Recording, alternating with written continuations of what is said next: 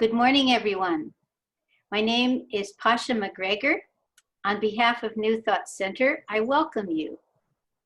4 times a year, we set aside our normal Sunday format and invite Dawn Barnett to come from Hawaii and lead us in solstice and equinox ceremonies. This is one of those Sundays, except that because of COVID, none of us is actually at New Thought Center of Hawaii. I am at home in Kona, and Dawn is in Hawaii. But we are joining in consciousness, and we invite you to do likewise, wherever you are. Dawn Barnett has been leading quarterly ceremonies at New Thought for nearly 25 years. Excuse me, it is 25 years. Actually, next season it will be 26. She draws from several sources in creating this program. 2 years of shamanic foundation training with Angeles Arian, author of The Fourfold Way. 1 year of shamanic training, including drum making, with artist and teacher Ellen Fishburne. Training in hypnotherapy with David Quigley and Yukio Hasegawa. And the ceremonial practices of author, teacher, and ceremonialist Sidonia Cahill. Dawn studied with Sidonia for several months and also did a 10-day vision quest with her in Death Valley, California. Dawn always includes some teaching in the quarterly programs, some general and some specific to the season. But it's somewhat limited by the time frame of our service and wanting to allow enough time for each participant to have an actual journey mediated by the drum. This time, the sharing of what she has gleaned from her lifetime study will get to be center stage. And if you are inspired to do your own journey to launch the fall season, there is a special link for that. It will be in the description that came with this YouTube, as well as being publicized through other sources. You can click on it immediately after today's talk or at another time that's convenient for you. So Dawn, I present you with a symbolic lei and invite you to begin your program. Aloha. I'm so honored once again to be in this position of sharing this information every season for so many years now. And the honor really for me is that it creates an opportunity for me to look at the work again and recenter and reground and bring that information more into my own life each time. And so I'm so grateful to New Thought for giving me this privilege. We are gathering together to honor the fall equinox, which happens this season next Tuesday on the 22nd at 3:30 in the morning. And it's a day of perfect balance where the light and the dark and the day and the night are exactly equal. And after that time, the nights become longer and longer until the winter solstice, when they start getting shorter and shorter. And one thing I always like to remind all of us is that if you notice specifically what's up for you in a 3-week period, the week before, the week during, and the week after this time period, as we approach and pass the equinox, it's like a little preview of what's going to happen over the next 3 months, what comes up for us internally. And also a really good reminder from the teachings is the 4 immutable laws, which are really helpful for me right now because I'm sitting at home and it's very different for me to not be doing ceremony, actually drumming and being together. So it's really different. So the 4 immutable laws are: whoever is present are the right people. Whenever it starts, it is the right time. Whatever happens is the only thing that could have happened And when it is over, it is over. So those laws help me in this process of being open to new ways of doing things. And yes. So this season is considered a very complex time that is both bitter and sweet, one of harvesting and letting go, a time of death and rebirth.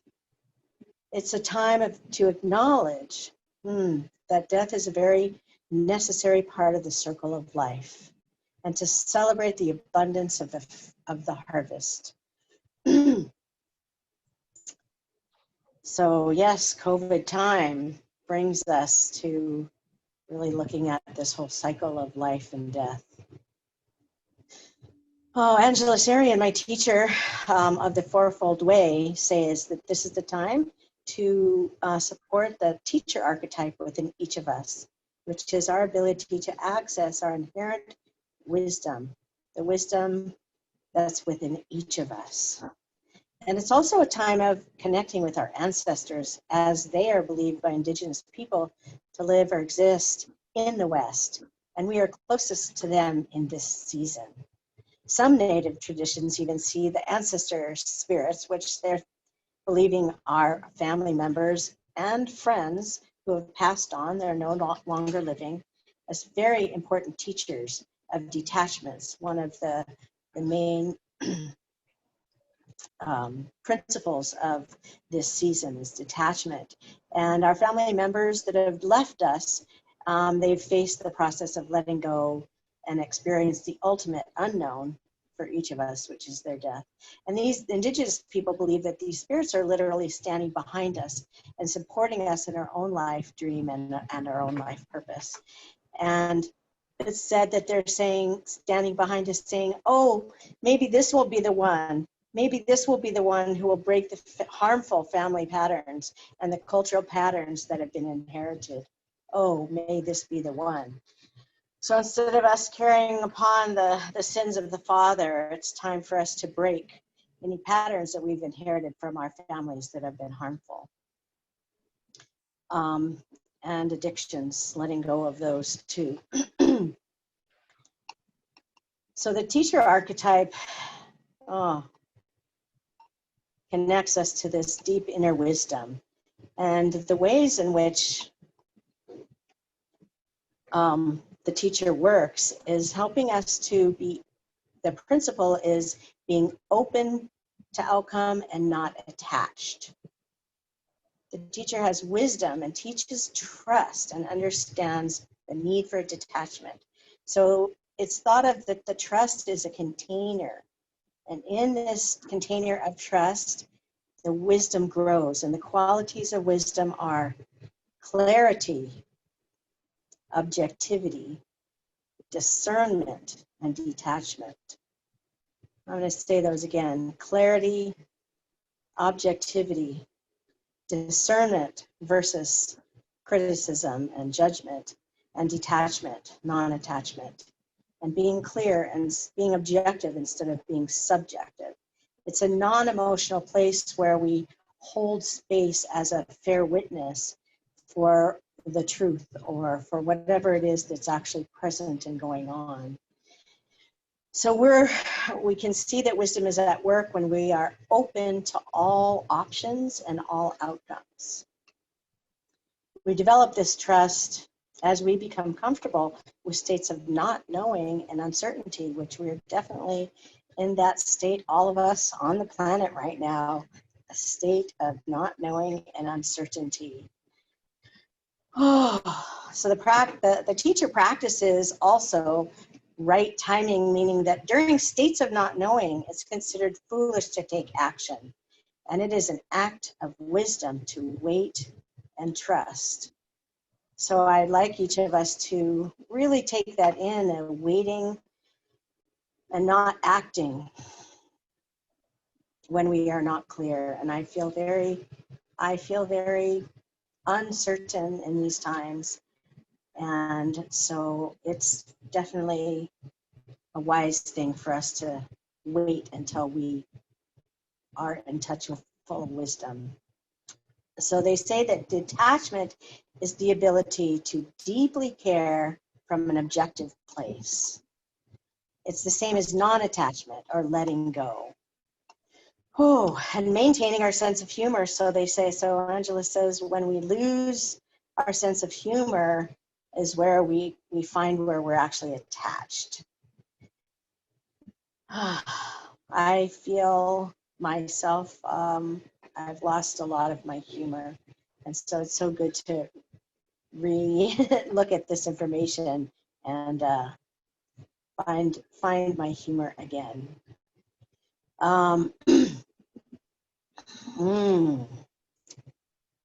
So the inner teacher can be accessed through the healing salve of silence, and learning to become comfortable with the sweet territory of silence, we begin to become more and more comfortable with our internal process.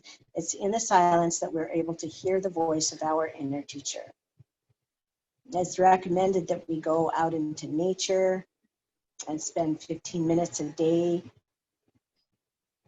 sitting on the earth and listening to our own inner guidance or our higher selves, listening to that intuition and connecting with the voice of our inner teacher. Silence is used to access that inner wisdom, truth, knowledge, and to receive great guidance. The opposite of trusting in the unexpected is trying to control the uncontrollable. So there's a simple exercise that I read in Epictetus' Handbook of Conscious Living. And it talks about when you feel stuck, it's because you're focusing on something you can't control. There's a lot in this world that we can't control, like wearing masks when we go out. If you shift your attention to something that you actually can control and can change, you usually feel immediately better and a higher peace of mind. And you often see an instantaneous improvement in the situation as well. Letting go of things that have that we have no authority over is the primary tool for freeing yourself from inner agitation, such as just as working on things within your power to change is your primary tool for making positive differences in the world. So it's recommended that we have two files, like filing cabinets in our mind, things that we can absolutely change and things that we absolutely cannot change. And that when we find ourselves being frustrated or agitated or confused, to take a look at what can we actually do something about and what can we absolutely not do anything about. At this moment in time, I don't think there's anything we can do about the fact that we have to wear a mask when we go out in public. So there's no sense in getting upset about that. Just let it go. Let's see here. I was looking at all my information, and I had read this really beautiful letter that Sandra Ingerman had written a couple of years ago in the season, and I want to share that because it so deeply helps me and hopefully you to connect even more with this season. It's the time that continues to move very quickly. And once again, it's time to greet and welcome the change of the seasons. We move into this time of autumn. In nature, these are such rich and fertile times. Oh, that process of death and rebirth mirrors back to us our own internal process. Such a powerful time to travel within and attend to our own inner garden, to listen sometimes to some spiritually expansive music and just allow ourselves to travel in our bodies to that garden that resides within us. Such a potent time we have right now to look at what plants are growing from our words, from our thoughts, and from our ongoing daydreams. It's a perfect time to pull the plants out that are growing deep roots that no longer serve us. It's a time to plant the seed words, the seed thoughts, and the daydreams that we'd like to manifest in this coming season. There continues to be extreme changes occurring all over the world. We can no longer stay asleep and not honor that we are part of nature and do our spiritual practices to stay connected on a deeper and deeper levels at all times. For in nature, there's a guiding principle of reciprocity.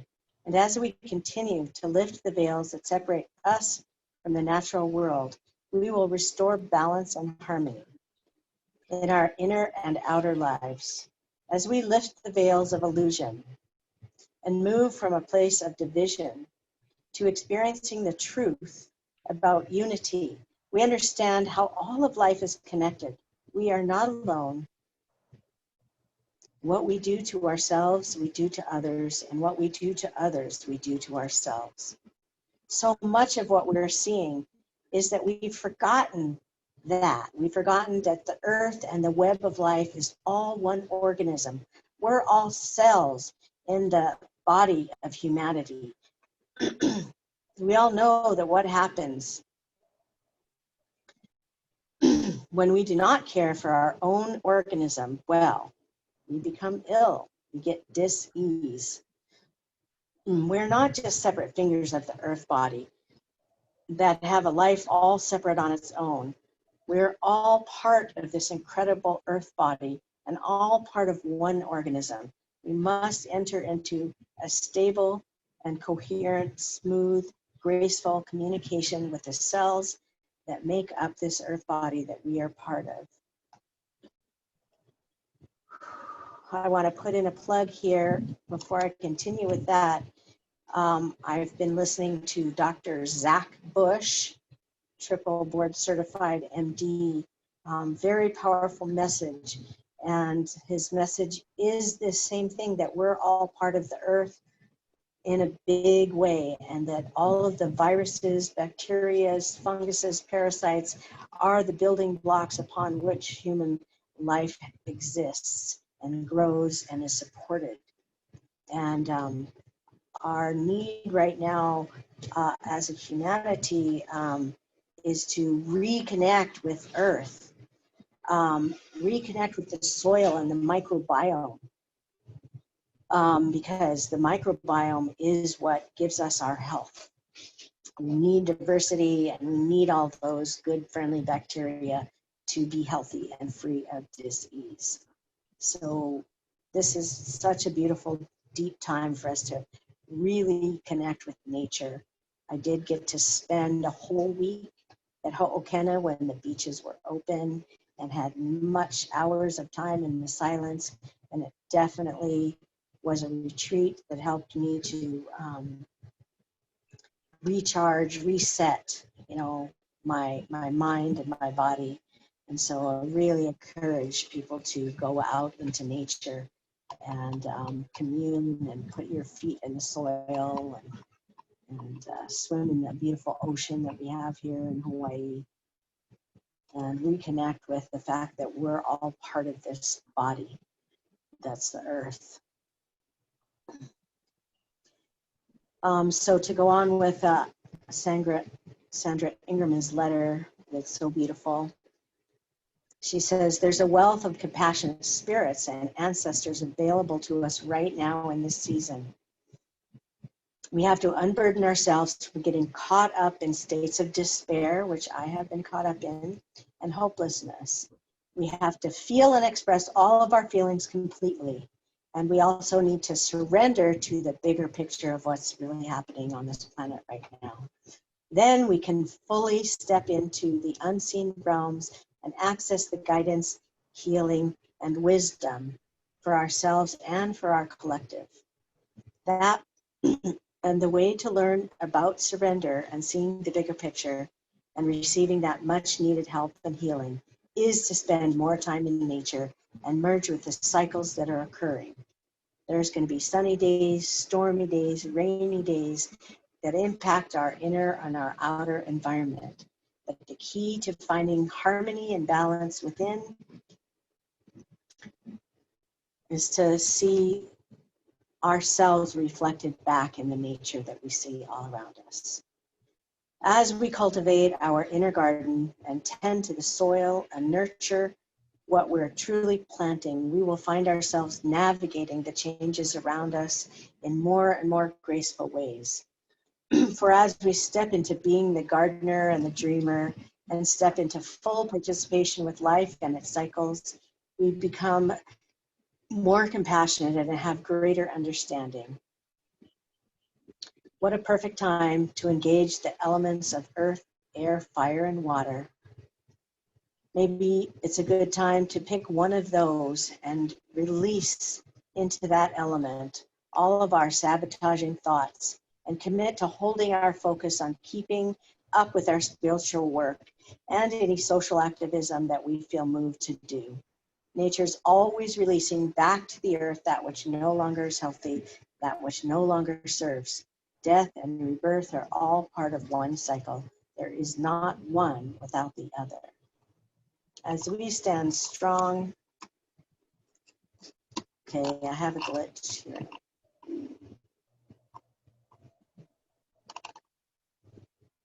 And my whole thing just went kaput.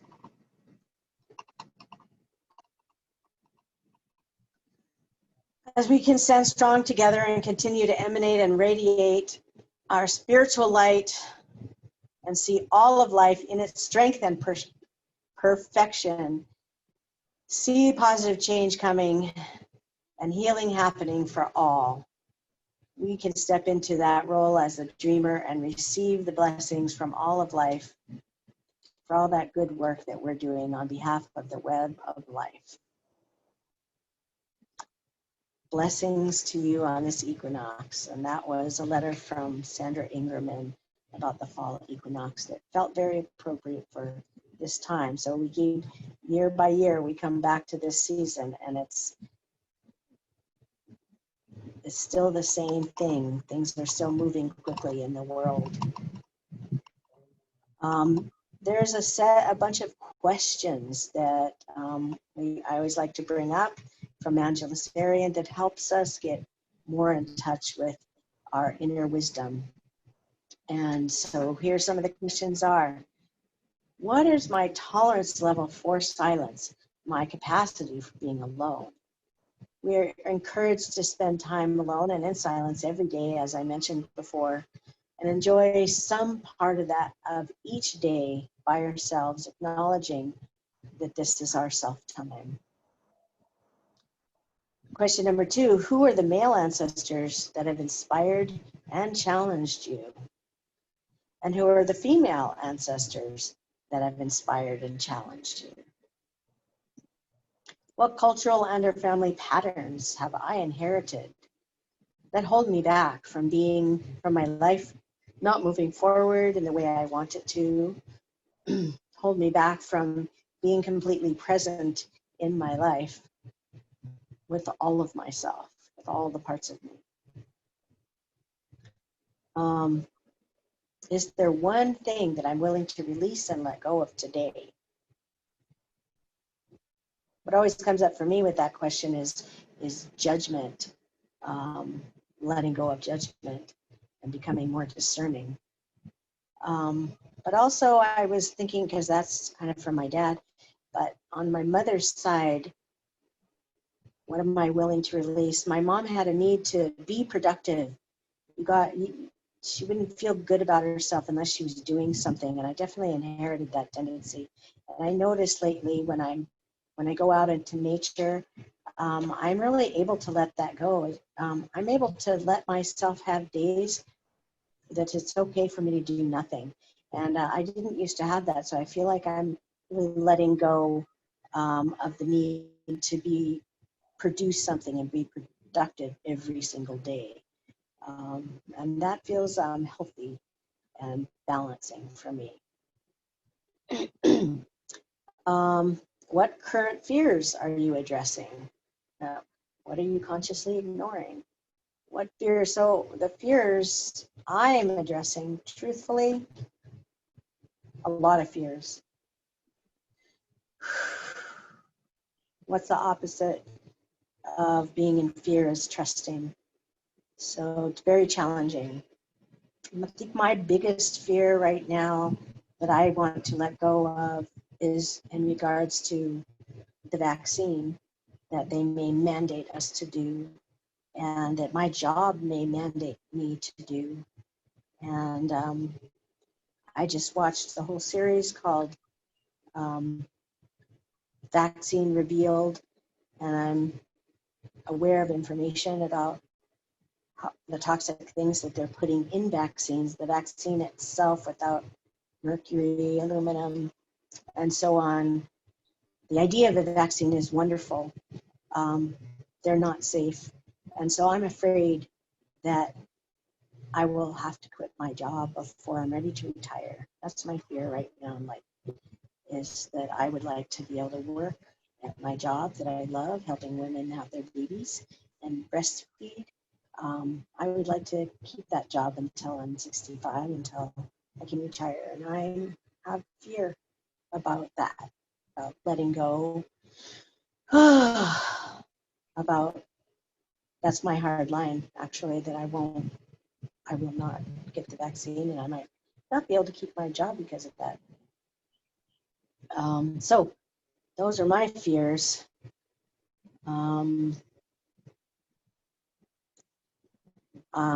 So it's recommended that you spend time listening to your inner wisdom, and doing that by going out into nature and letting it reflect back to you parts of yourself. And so I have a beautiful affirmation that I'd like to do in closing up for this season. I'd like us to say this out loud with me, if you can, or you probably can't because you don't have it written in front of you. And I'll read it. I, Dawn, honor the changing of the season from fall to winter and celebrate the coming of the light when the days begin to get longer. I am grateful to Great Spirit for the reminder to be connected with my original medicine and to bring forward my power and leadership abilities in all ways that inspire and empower those around me. I invoke the power and presence of the bear, my power animal, to be with me now and to give me courage to stand up with presence in places in my life that have been challenging. Oh, I call on that wisdom within me to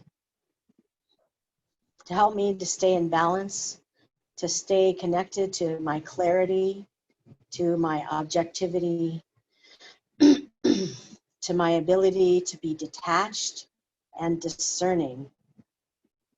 And I call on all of my ancestors, and I call on all the animals that support me in helping me and all of us in that process of letting go and being open to any outcome, that process of creating that container of trust.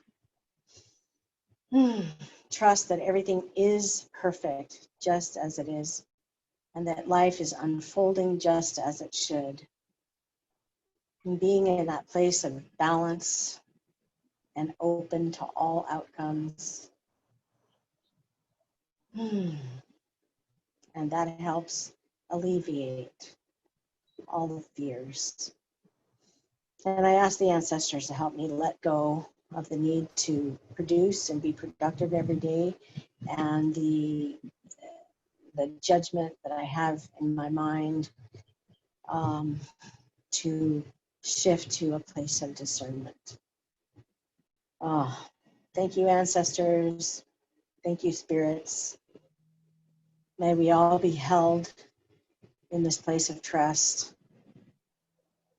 and connected to our wisdom at this time. I hope.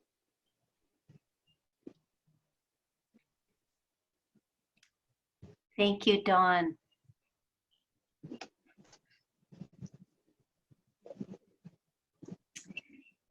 So as we let that message sink in and get into the spirit of the autumn, which is now beginning, I will share a few pieces of information with you about what's coming up in future weeks at New Thought Center. We have our Sunday service at 10 a.m. Whether we will meet in person next week is uncertain. We know that we're having a service. We aren't entirely sure of the delivery system yet, so please check the New Thought website, and if you're not already on it, sign yourself up for the newsletter. Those are the surest ways to be up to date with what's happening at New Thought Center. So the next speaker is Geneviève Brunet. Her topic is expansion in times of contraction, craniosacral conversations with our bodies. We have 2 weekly classes.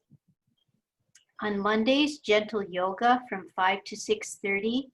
Marya Mann is the teacher. On Thursdays, Kona Living Aloha group, starting at 6 o'clock with Davina Marr. Davina comes every week at 6, but she also offers the option to participate by Zoom. If no one is there by 6:10, 6:15, then she does not stay. So if you wish to come in person, the best thing is to contact her ahead of time and tell her that. Also, we have a special announcement. We are aiming to reach 100 subscribers for the YouTube channel, which has become an important way of sharing our message during this COVID time. Last time I checked, we were around 70. The reason we want to reach that higher number is that we will be allowed to choose a suitable name, like New Thought Center YouTube channel. Right now it's just a collection of numbers and letters. So you can help us, and by making that choice, you will also help yourself, because you'll be reminded when something is about to live stream or something has just been published once you're a subscriber to the channel. We are very grateful for donations. Donations are always appreciated by New Thought Center of Hawaii, but at this time, when we can't gather for our normal programs and services consistently, the donations are particularly important. According to many teachers in the New Thought tradition, the act of unselfish giving is beneficial both to the giver and the receiver, and opens the consciousness to greater prosperity. So we invite you to give, and we hope that you will in fact be blessed by your giving, as we are blessed by the receiving. You can donate electronically by clicking on the button on our home page, which connects you to the New Thought PayPal account. You don't have to have a PayPal account yourself to use this method. There is a choice to donate by debit or credit card. Donations can also be mailed by check to the New Thought Center P.O. Box in Kealakekua. Okay, so that concludes today's program. And as I mentioned, if you're inspired to do your own journey with the drum beat, there's a link to that. It's in the description that goes with this YouTube video. Thank you very much. Aloha.